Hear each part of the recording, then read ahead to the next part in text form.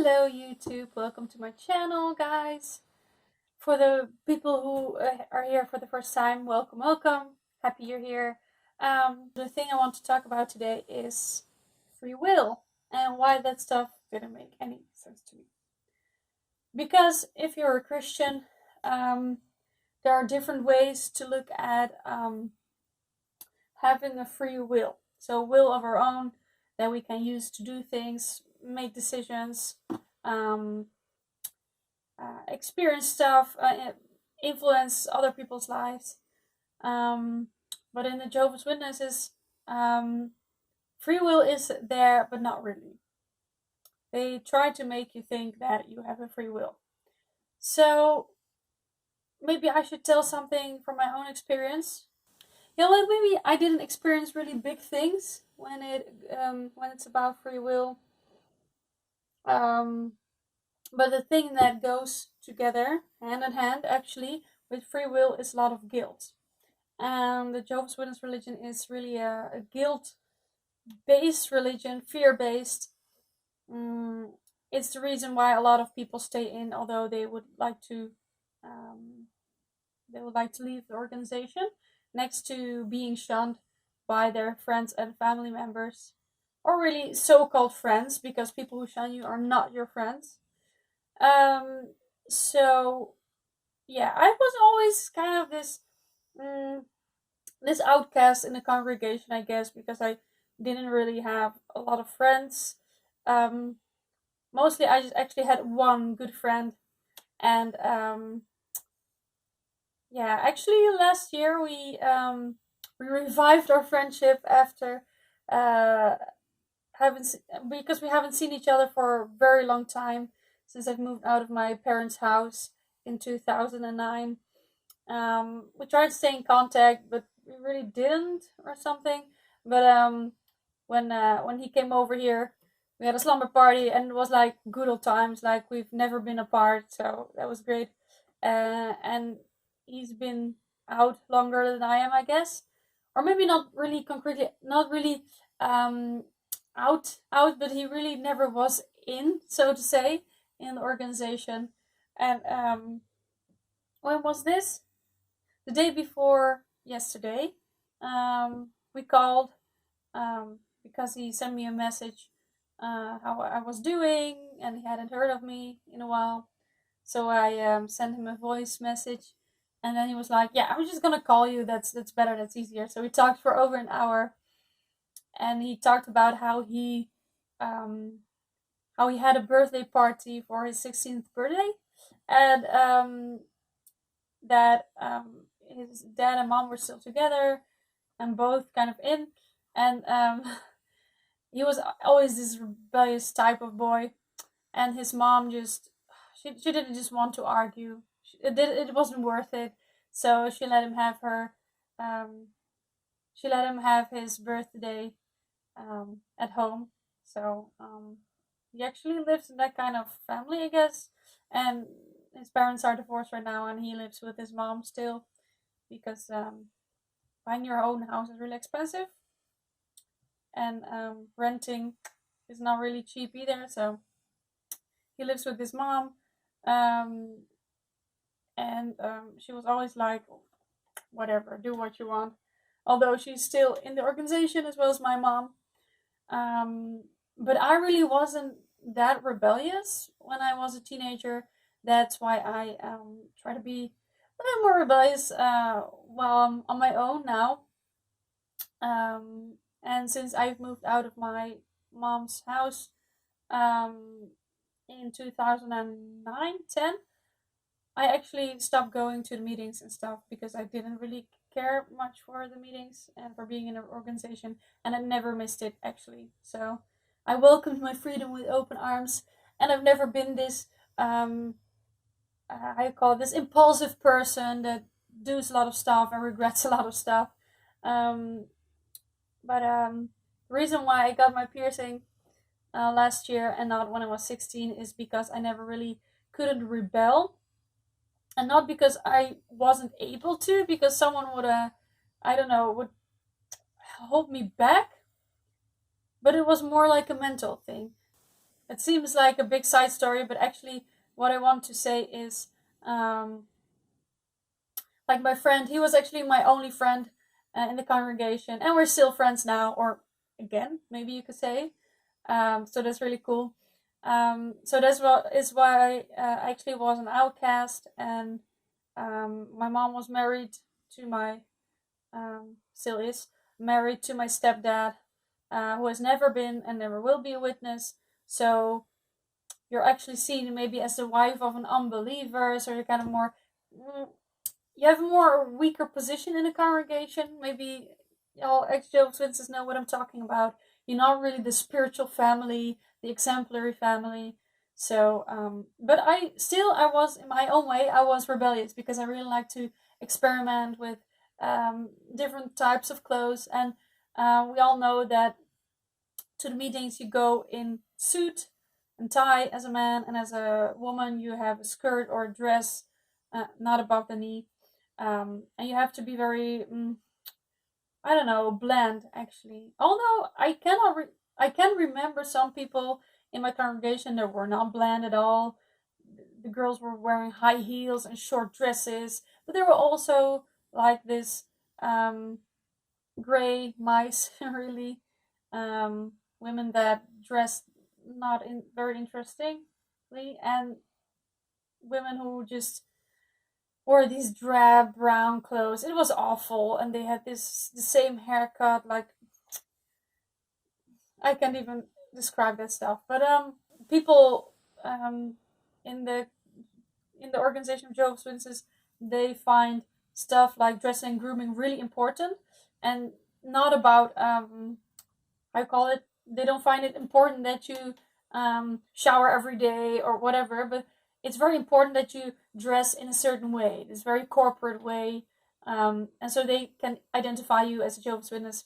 And I always like to experiment with I call it stockings, pantyhose, maybe it's called, and also these fishnet stockings. And my mom was always like, "No, you're not going to the meetings with those. You look like a prostitute." And I don't know. I really didn't care because I was like, this is not the Milan fashion show. Okay, Milan Fashion Week, whatever. We're not on a catwalk. So people don't have to pay attention to me, right? I'm just dressing that way because I like to be different. And some people even give me compliments about that. And there were also people who just, I don't know, maybe looked at me in a strange way.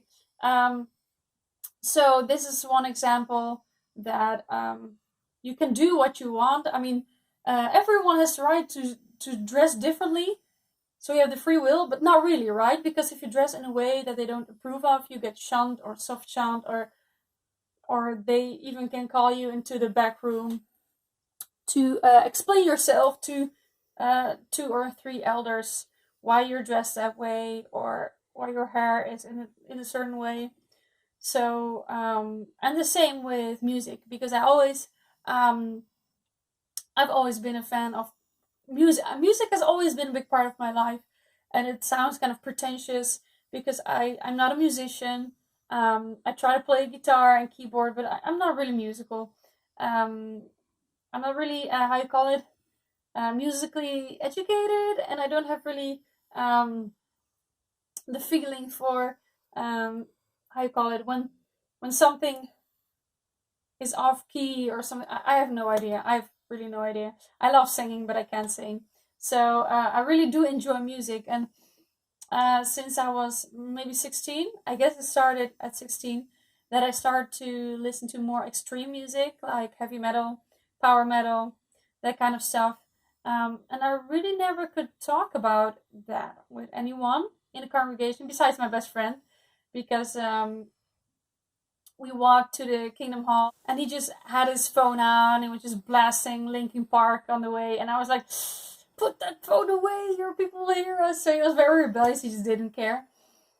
And so he understood, right? Because he didn't give a crap at all. So, yeah, I mean, if I want to talk about my favorite music with other people, they were like, look at me like sideways, like, okay, that's not very Christian of you.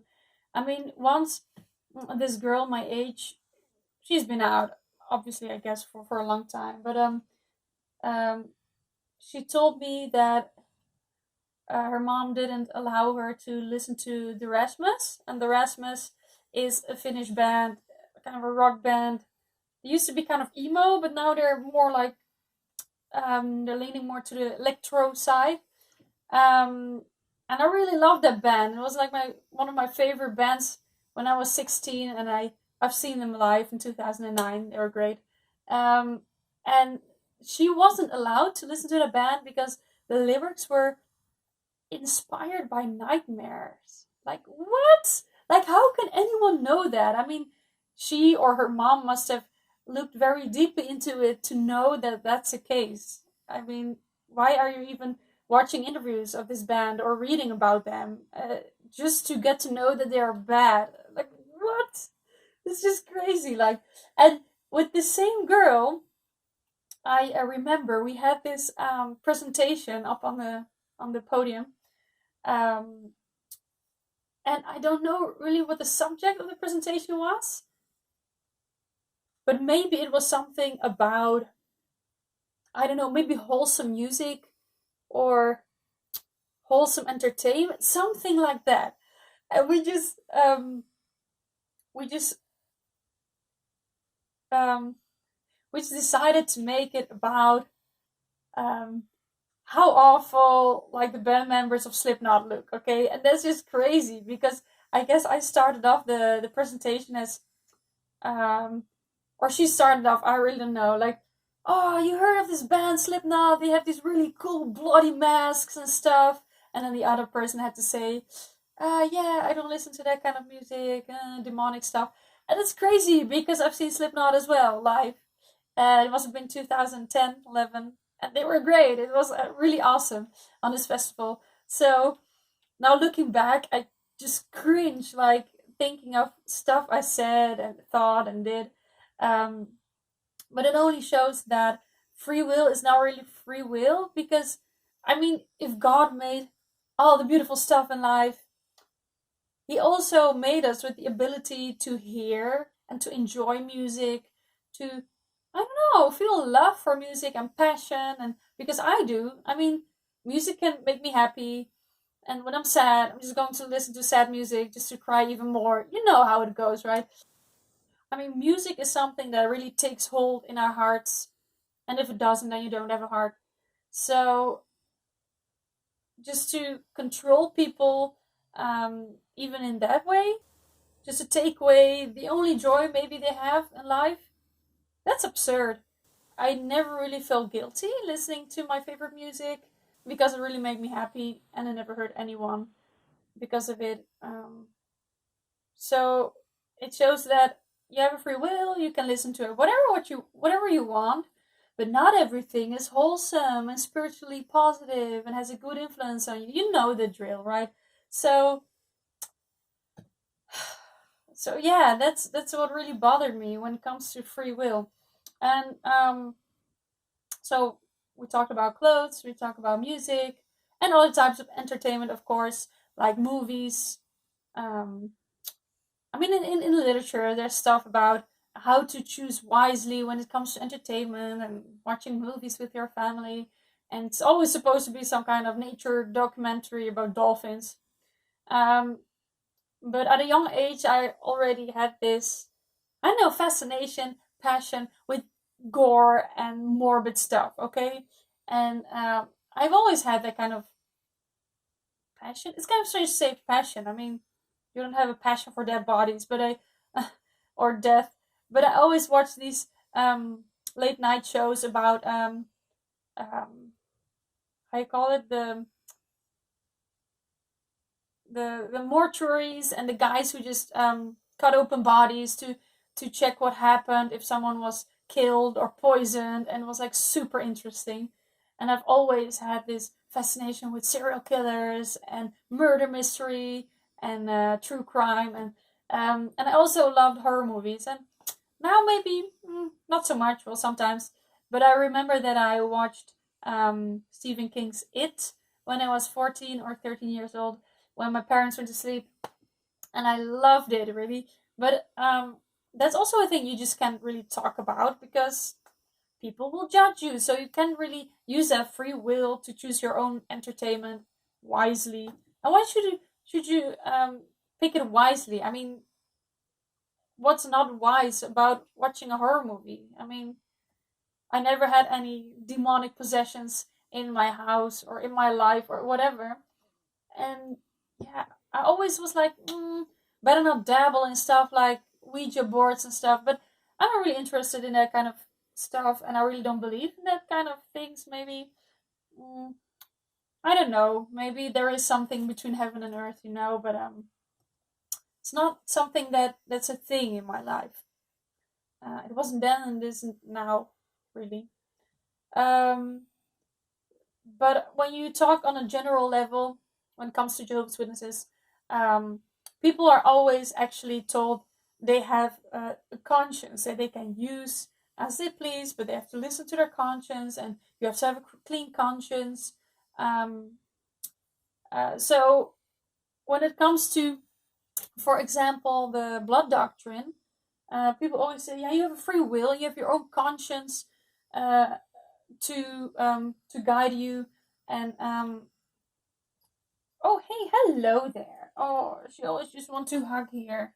She heard that I was here upstairs, and then she came walking there. Hello, say hi. This is Jackie. She's a cutie. She doesn't pay rent, but I love her all the same. And like when it comes to the blood doctrine, um, that changed over time, a couple of times, really. Um, some stuff is actually off the table, I guess, but some things are a conscience matter, like blood platelets or plasma or that kind of stuff. Um, so the blood fractions are a conscience matter. But when you decide to take blood and you inform everyone in the congregation, probably a lot of people will still shun you because it's a non Jehovah's Witness thing to do and you disobey God and that kind of stuff. Um, Also, when you're in a marriage, if someone doesn't even cheat on you but is just mentally abusive, calling you names, making you feel terrible about yourself, you shouldn't be forced into staying with that kind of person because it's it's bad for your own health. So you should get the hell out of there. And although getting a divorce is not forbidden in the Jehovah's Witness um, world, although you are forbidden from remarrying when your ex-wife or husband um, doesn't get into a new relationship. Um, it's not forbidden, but people will still shun you because you were spiritually weak or you didn't set a good example. You should have been more submissive, that kind of stuff. So, um, mature people, adults, just get judged all the time for like mature people decisions they make. So, free will is not really a thing. And when you look at the bigger picture, what are Jehovah's Witnesses all about? What are they looking forward to? Armageddon, right? And the slaughter of billions and billions of people. And afterwards, there will be paradise and people can play with pandas and eat watermelon the whole day. Um, but first of all, Armageddon has to come, which means um, God is going to slaughter a lot of people, at least the people who are not Jehovah's Witnesses and don't wish to be Jehovah's Witnesses. But then what is the meaning of free will, really? So, let's say God does exist. Then he made people with free will. But if they use their free will to not worship him, then he will kill them. What is free will really then? There's no free will there. Because if someone holds a gun to your head, like you do this or I'll kill you, that's not really free will. You don't have a free will. You can say, well, I won't do that stuff because that's my given free will. I say no. And you get a bullet through your head. So that's not really free will, is it? It's manipulation. It's blackmail, maybe, in some way. But it's not free will, so Jehovah's Witnesses can jump up and down all they want about this free will, but there is no free will. So if you say to, if you're maybe Pimo, or maybe you still live at home, and you tell your parents, like, yeah, love you guys, but I really don't think this organization is for me. I don't trust these people. They lied a lot to me. Or maybe you're like, just, I don't believe this stuff anymore. I don't believe in God. Then you use your free will to exit this religion. But it's not really free will if it has consequences, right? Because um, if you decide to leave the organization, there are a lot of families, they will not tolerate that. They will shun their own children if you leave the organization, or their own parents, or brothers, sisters, spouse, whatever. If there's a God, you wouldn't want people to worship him under pressure or while being blackmailed or under the threat of death and destruction. So that's actually what I want to talk about, and why it didn't make any sense to me while being in an organization of Jehovah's Witnesses. Maybe you have some thoughts on this. Please share them with me. I like to read them. Although I don't get a lot of reactions and comments on my videos, I still enjoy the ones um, that I get. If you come here to troll, I don't care. I don't mind. But if you're here with a sincere comment, I really appreciate it. So thank you so much for watching. It's a beautiful day outside. Maybe I will go for a walk later on. I hope you're all doing fine and you're healthy and safe. Keep yourself safe out there. Just don't meet up with too much people. And thank you for watching. Bye.